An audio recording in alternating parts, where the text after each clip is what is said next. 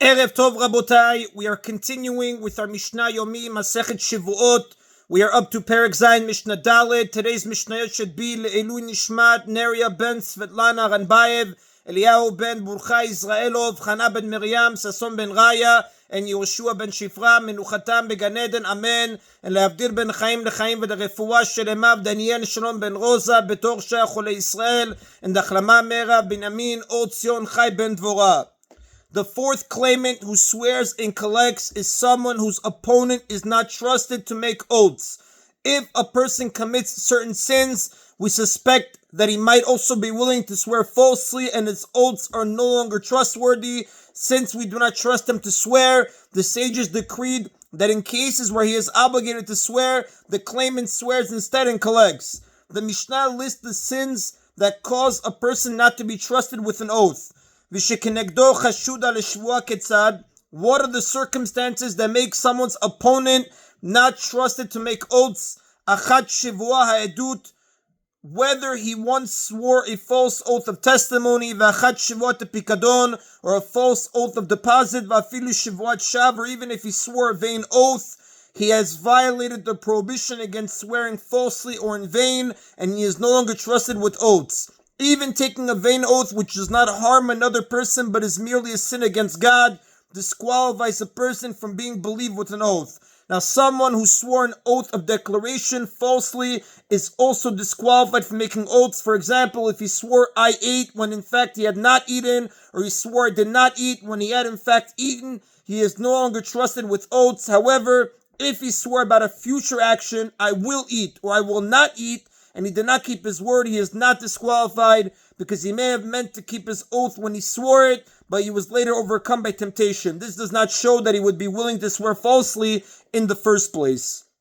Now, a thief is also not trusted to swear in court.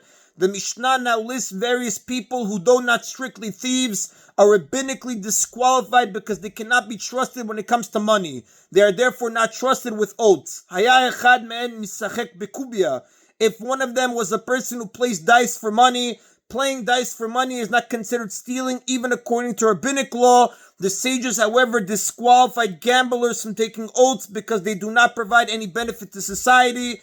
A person is forbidden to busy himself except with studying Torah or doing acts of kindness, or he may contribute to society by trading, creating a product, or providing a service. Gamblers do none of these things. A person who lives such an empty lifestyle tends to lack fear of God. Umalveh beribit, or someone who lends money on interest. The Torah in the book of Shemot, chapter 22, verse 24, forbids charging interest on a loan to a fellow Jew. A person who collects interest is taking the borrower's money illegally, and he is therefore considered to be a thief. However, he is considered a thief only under rabbinic law because the borrower agreed to pay him and he did not take the money from him by force. Mishna Yomi, or raises pigeons for money. He too is a gambler because he bets money that his pigeon will finish first. V'sochare Shevuot, or does business with produce of Shevuot. The Torah in Vayikra, chapter 25, verse 6, states that the produce of the 7th year, the Shemitah, shall be yours to eat, which is understood as implying to eat, but not for doing business. A person is therefore forbidden to trade in crops that grew during Shemitah. This person is actually not a thief at all. However, since he is willing to transgress a Torah law to make money, we are concerned that he will swear falsely for money as well. The rabbis therefore do not trust him to make an oath. And in any of these cases, if this person becomes biblically obligated to take an oath in order to be free from paying, shekenegdo nishba v'notel, his opponent swears the oath instead and collects. The Mishnah concludes, Ayu shnein chashudin, if both of them were suspect in regard to oaths, so that the claimant also cannot make the oath, chazra shvuah limkomah, the oath returns to his place, to the one originally obligated to take the oath, the defendant. Since he is unable to do so, he must pay. Divrei Rabbi Yossi, these are the words of Rabbi Yossi. The defendant was really the one who was supposed to swear a biblical oath to be free from paying. Since he could not swear because he is untrustworthy, the rabbis took the oath from him and placed it on the person claiming the money from him, but they did so only where the claimant is fit to swear. If he too is unfit to swear, they left the biblical obligation to swear where it originally was with the defendant.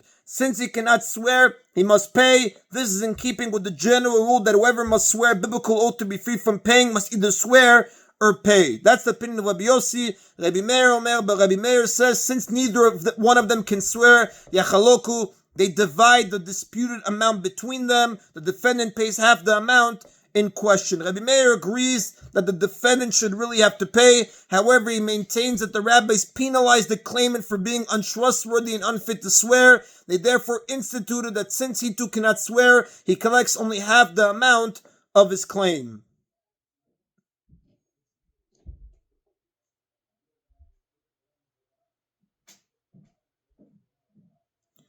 And that is the end of Mishnah Daled.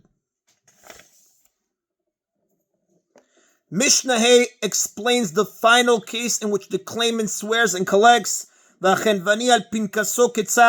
In what circumstances does a storekeeper swear and collect based on what is written in his account book? Lo sheomar lo. This does not mean that a storekeeper may simply tell a customer, Katuv al pinkasi shata chayav li 200 zuz. It is written in my account book that you owe me 200 zuz, and then swear and collect that amount, because we do not believe a storekeeper simply on the basis of his claim unless there are circumstances that lend support to it. The cases listed earlier in which the rabbis instituted an oath allowing someone to swear and collect are all cases in which the circumstances indicate that the claimant is telling the truth, but there is not enough evidence for the court to act upon. The rabbis never instituted an oath to allow someone to swear and collect where there is nothing to support his claim.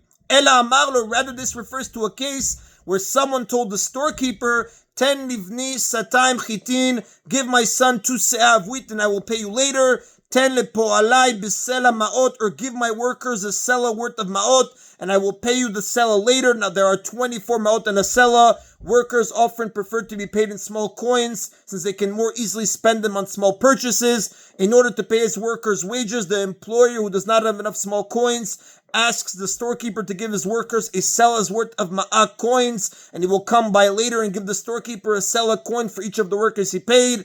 Hu omer natati, the storekeeper later says, it is written in my account book that I gave what you asked me to give. Then omrim lo natanu, but the child or workers say, we did not collect anything from the storekeeper. Hu nishba v'notel. In this case, the storekeeper swears that he gave what he was supposed to give and collects from the father or the employer the amount he wrote into his account book as having paid. Even if the storekeeper does not actually remember whether he paid or not, the sages allowed him to rely on what he has written in his account book to make a definite claim against the employer.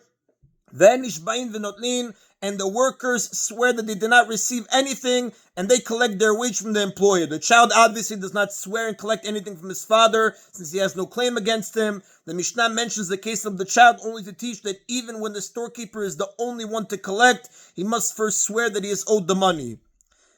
Since the employer admits that he asked the storekeeper to pay his workers, there is reason to believe that the storekeeper did so. The rabbis therefore decreed that the storekeeper can swear that he paid and collect from the employer. Although the workers denied having been paid, the employer must accept the storekeeper's oath that he paid because he trusted him and did not insist that he pay them in front of witnesses. The workers, on the other hand, do not have to accept the storekeeper's oath because they never agreed to trust him. The workers also swear and collect because the employer definitely owed them the money and he cannot say for sure that the storekeeper paid them on his behalf. A person cannot free himself from a debt he owes unless he can say for sure that he paid it.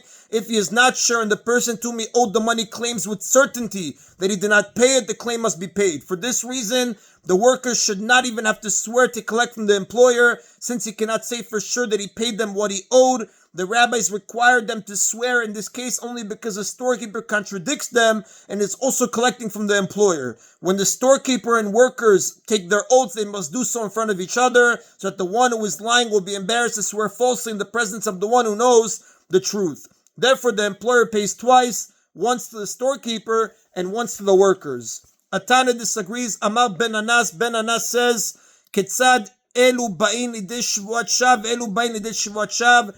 How can it be that we require both the storekeeper and the workers to come to a situation in which one of them will swear a vain, a false oath? If the storekeeper and the workers both swear, one of them will certainly have sworn falsely. How is it possible that the rabbis should have decreed that both parties should have to swear when this would result in one of them swearing falsely and causing the name of heaven to be disgraced, since it will be obvious to everyone that one of them has sworn falsely? Ben Nanas uses the term vain oath even though he is referring to a false oath, since in this case one of the oaths is obviously false and therefore similar to a vain oath. Ela hu notel shelo b'shvuah, rather the storekeeper collects without an oath, v'notin shelo b'shvuah, and the workers collect without an oath. According to Ben Anas, since neither of them can swear, they both collect without swearing. And the Rav tells us that Alayev does not follow the opinion of Ben Anas. And that is in Rabotai of today's Mishna Yomi.